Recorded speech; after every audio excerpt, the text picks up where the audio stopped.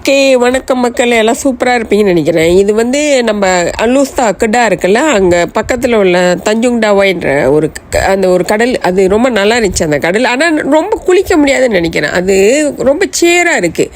அந்த இது பந்தாய் ரமீஸ் இருக்கு கோலஸ்லாம் எங்கள் கிட்ட லிபிகுரங்க அந்த மாரி இருக்குது. அது சேரு ரொம்ப இருக்கும் அந்த ஓடுலாம். எனக்கு அந்த கடலை பார்க்க மீதி அந்த மாதிரி தான் பார்க்க அப்படி தான் இருந்துச்சு. ரொம்ப கொஞ்சம் கருப்பு தண்ணி கலந்த மாரி. ஏன்னா அங்கே ரொம்ப பேர் ரொம்ப குளிக்கல, காலை தான் நினச்சிக்கிட்டு இருந்தாங்க.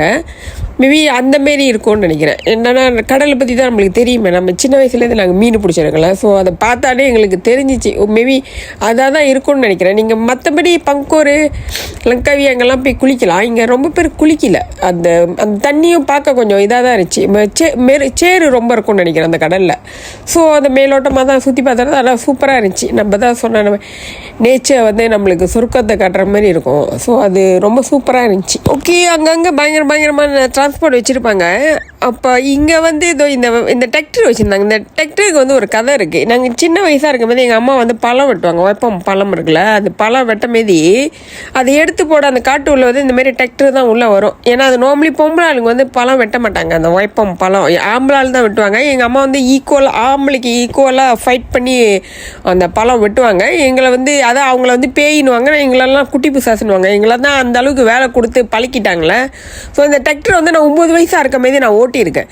ஏன்னா அந்த டிராக்டர் ஓட்டுற ஆள் வந்து எங்கள் அம்மா உயரமாக அந்த பழத்தை தூக்கி போடணும். வெயிட்டு பொம்பளால முடியாதனால அவர் வந்து என்னை ஓட்ட சொல்லிட்டு அவர் வந்து தூக்கி போடுவார், ஹெல்ப் பண்ணுவார் அம்மாவுக்கு. ஸோ அப்போ நான் ஓட்டியிருக்கேன். அது ஏன்னா காட்டிலன்னா வந்து அது மெதுவாக தானே போவோம் அந்த கேர் மாற்றுறதுலாம்.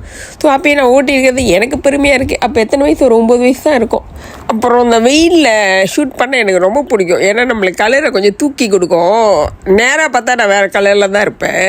அதனால தான் நான் ரொம்ப வெளிச்சத்தில் எடுப்பேன். கொஞ்சம் நம்மளுக்கு தூக்கி விடணும். சரி, இன்றைக்கி என்ன கதை பேசலான்னு பார்த்தா, நான் எப்பொழுதும் என்னோடய எஸ்டேட் வாழ்க்கை கதையை பேசுவோம் தானே. ஸோ இப்போ பேசுகிறதுக்கு ஒன்றும் இல்லை. ஸோ நம்ம அந்த கதையை பேசுவோமா? ஏன்னா லைஃப்பில் நாங்கள் சாப்பாடுக்கு கஷ்டப்பட்டதில்லை, ஆனால் உழைப்பு தான் ரொம்ப கஷ்டப்பட்டுருக்கோம். முடியாத அளவுக்கு நான் ஒரு ஓடி போகிறதுக்கு பிளான் பண்ணோம் 12 வயசில் சொன்னதானே. மேபி அந்த கதையை பேசலான்னு நினைக்கிறேன். ஸோ நான், ரம்லா, அப்புறம் என்னோடய அத்தை பையன் ஒருத்தர் எல்லாம் ஒன்றா தான் ஸ்கூலுக்கு போவோம் வருவோம்.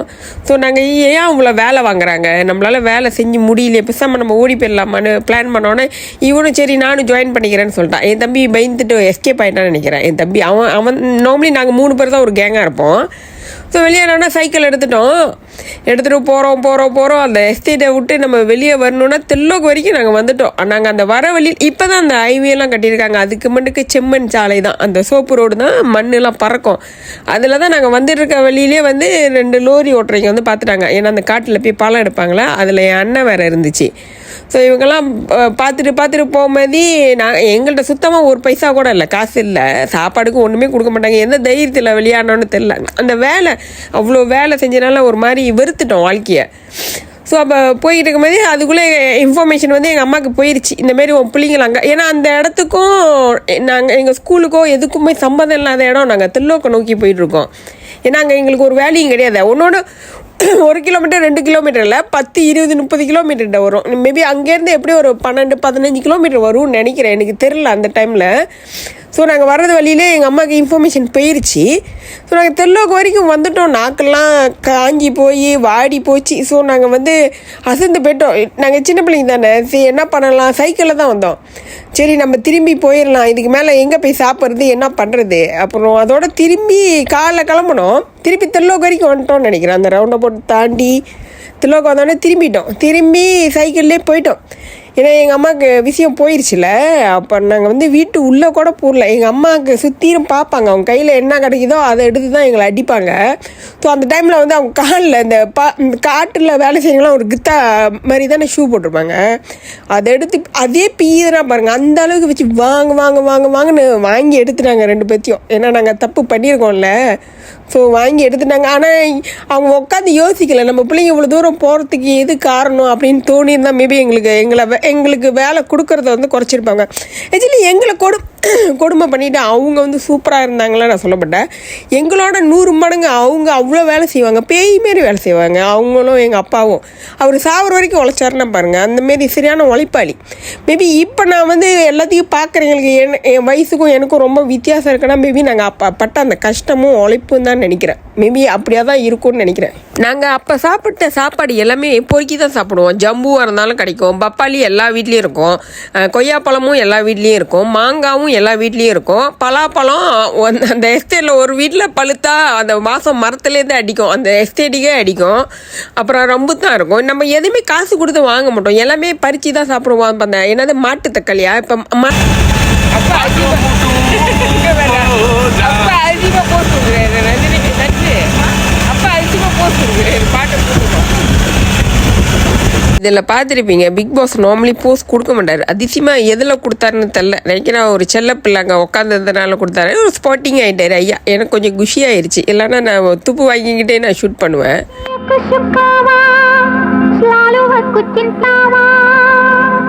హత్యకు సుఖావా స్లాలువకు చింతావా దయపాదా తిరిము నిన్ని తాని ఉన్నుయి நான் தானே நீ யாரோ இங்கே நான் யாரோ வந்து சேர்ந்தோமே இன்பம் காண்போமே இன்னுயிர் நீ தானே உன்னுயிர் நான் தானே இன்னுயிர் நீ தானே உன்னுயிர் நான் தானே நீ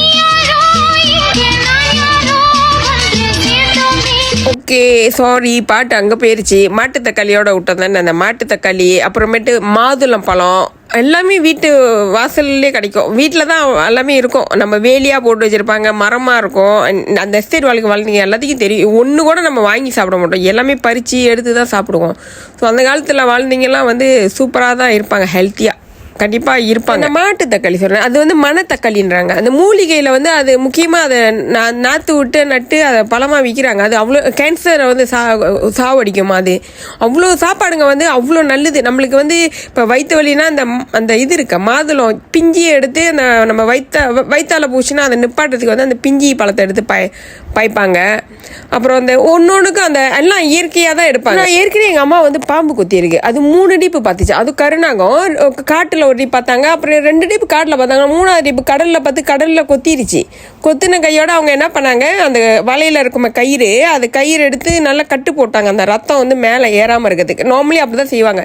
தீயானோ பூரானோ எது கிடைச்சாலும் விஷம் மேலே ஏறாமல் இருக்கிறதுக்கு அது பண்ணிவிட்டு அங்கே இருக்கிற ஏதாவது இலையை எடுத்து பிச்சு கசிக்கி அந்த விஷ வாயில் வந்து தேய்ச்சிடுவாங்க. இல்லைன்னா வந்து அந்த விஷ பட்டுச்சு அங்கே வந்து யூரின் அடிக்க சொல்லுவாங்க. நான் என்னடா இவங்க லூஸ் தனமாக நம்மளுக்கு ட்ரீட்மெண்ட் கொடுக்குறாங்க அப்படின்னு நான் அப்போ நினச்சேன். அப்புறம் அந்த இன்னொன்று வந்து அந்த அக்கின்னுவாங்களே, சம்டைம் உடம்புல வந்து ஒரு மாதிரி அக்கி மாதிரி சோரியாக ஒரு மாதிரி தடுப்பாக வந்துடும். அது வந்து அலர்ஜிக்காக என்னன்னு தெரியல. அந்த காலத்தில் அக்கியோ என்னமோ சொல்லுவாங்க.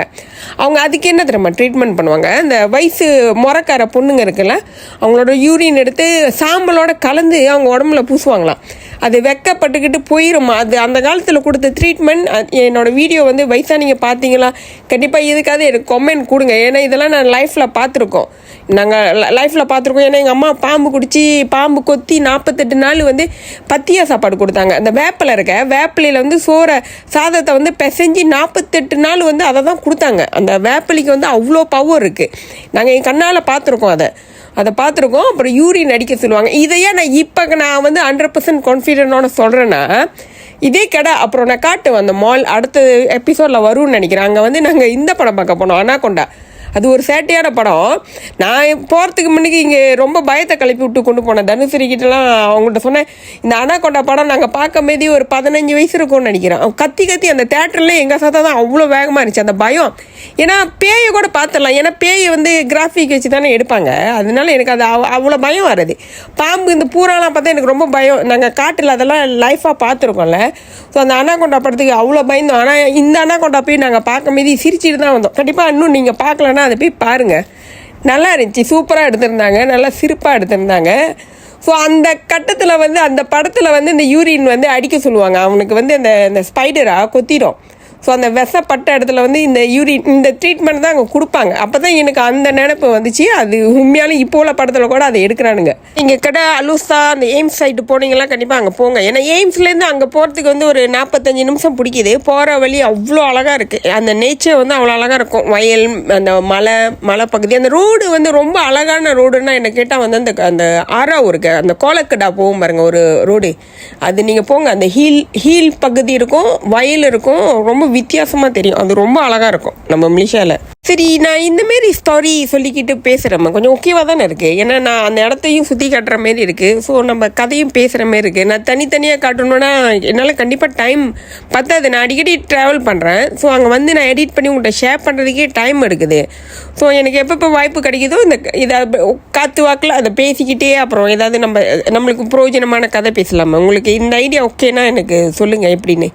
ஆக்சுவலி அங்கே வந்து ரொம்ப அந்த கருவாடுலாம் ரொம்ப ஹோல்சேலில் அங்கே விற்கிறாங்க. நாங்கள் வாங்கலை, பிக் பாஸ் வேறு செய்வோம்.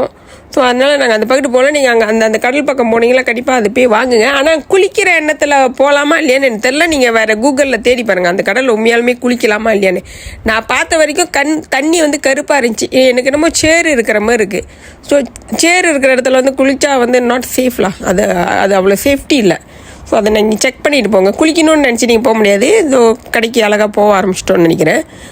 ஸோ இங்கே இது வந்து மைலோ என்னமோ அது பேர். அந்த மெல்லோவில் ஒரு மாதிரி வித்தியாசமாக செய்கிறாங்க. நம்ம ஸ்லாங்கோவில் அது இல்லை. நீங்கள் அங்கே போனால் அது ட்ரை பண்ணி பாருங்கள். நம்ம நூடுல்ஸ் லபியாசா வச்சு வெளுக்காணி தான், சீ ஃபுட் தான். எனக்கு சீ ஃபுட்னால் ரொம்ப பிடிக்கும். ஸோ பிக் பாஸ் தான் வந்து சைவத்தினால எங்கிட்ட திரும்ப கூட இல்லை. ஸோ இதில் நாங்கள் பெருசாக ஒன்று நான் பேசலை, ஆர்டர் பண்ணிகிட்டு இருக்கேன். இதில் இன்னொன்று நான் ஷேர் பண்ண விரும்புகிறேன். நான் ஃபர்ஸ்ட் வந்து மீஹூன் பெரட்டினேன்.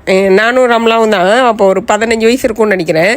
நார்மலி மீஹூனை வந்து ஊற வச்சுட்டு தானே பெரட்டுவாங்க. நாங்கள் இதில் பட்டை மிளகா, அந்த வெங்காயம், இஞ்சி எல்லாம் போட்டுட்டு அந்த மீஹூனை எடுத்து அப்படியே போட்டுட்டோம். அது என்னடா சுருண்டாமல் எப்படியே விரைச்சிக்கிட்டே இருக்குது அப்படின்னு ரொம்ப நேரமாக யோசிச்சு அதையும் பெரட்டி எடுத்து வச்சுட்டோம். எங்கள் அப்பா தான் பார்த்துட்டு சொல்கிறாரு, அதை வந்து தண்ணியில் ஊற வச்சு தான் செய்யணும் அப்படின்னு. அந்த மீஹூனை நாங்கள் ஃபர்ஸ்ட் அந்த மாதிரி தான் சமைச்சோம். ஓகே, நம்ம ஃப்ரூட்டை பற்றி நான் பேசணும்ல, அதில் முக்கியமான ஒரு பழத்தை நான் சொல்ல மறந்துட்டேன். நம்ம சீத்தாப்பழம் வந்து இப்போ ஒரு கோல்டு மாரி ஆயிடுச்சு. அது இந்த கேன்சருக்கு வந்து அவ்வளோ உதவியாக இருக்கான். சீத்தாப்பழம், இந்த மணத்தக்காளி, மாட்டுத்தக்காளின்னு சொல்லுவோம், டப்பா பழம். ஸோ இது எல்லாத்தையும் நாங்கள் மேக்ஸிமம் சின்ன பிள்ளையில சாப்பிட்ருக்கோம், இந்த ஜம்பு. ஸோ இப்போ அதை தான் தேடி எல்லாம் மக்கள் அதுக்கு போகிறாங்க. ஏன்னா சீக்கு அளவுக்கு மீறி பெருகிருச்சு. ஏன்னா அந்த காலத்தில் வந்து கேன்சர்னா எங்கேயோ லட்சத்தில் ஒரு ஆளுக்கு தான் இருக்கிற மாரி அதிசயமாக பார்ப்பாங்க. நினைக்கிறேன் மலேசியாவில் 1-2 கேஸு தான் கேட்குற மாரி இருக்கும். அது வந்து அவ்வளோ ஈஸியாக யாருக்கும் தெரியாது. இப்போ வீட்டுக்கு எல்லா பிள்ளைங்களும் பிரச்சனை, வயசானங்களும் பிரச்சனை, எல்லாத்துக்கும் சீக்கு வருதுன்னா என்ன கேட்டால் 100% இந்த சாப்பாடு தான் மெயின் காரணம்னு நினைக்கிறேன். அடுத்தது நம்ம வேலை வெட்டி ஒன்றுமே செய்யாமல் ஈஸியாக உட்காந்துருக்கலாம். அது 2 தான் வச்சு நம்மளை செய்யுதுன்னு நினைக்கிறேன். நம்ம வாட்டி வதக்குதுன்னு நினைக்கிறேன். அந்த அழகு இப்போ பார்த்தீங்களா, அந்த இயற்கை அழகு, அந்த கல், அதை பார்க்க தான் நாங்கள் அங்கே வந்தோம். சூப்பரான ஒரு இது கிடச்சிச்சு. ஆனால் நல்லா ஷூட் பண்ணுறீங்க எடுத்துருந்தா ஆடாமல் அசையாமல் சூப்பராக எடுத்திருப்பாங்க. அந்த வேலையை முடிச்சுட்டு கிளம்பியாச்சு. நானும் ரொம்ப அறுத்துட்டேன்னு நினைக்கிறேன். கொஞ்சம் பாட்டோட முடிச்சிருவோமே. சப்போர்ட் பண்ணுங்கள். தயவுசெய்து லைக் பண்ணிட்டு நினச்சி கமெண்ட் கொடுங்க மக்களே. நான் கண்ணாடி மண்ணுக்கு பேசுகிற மாதிரியே இருக்குது காலங்காலமாக.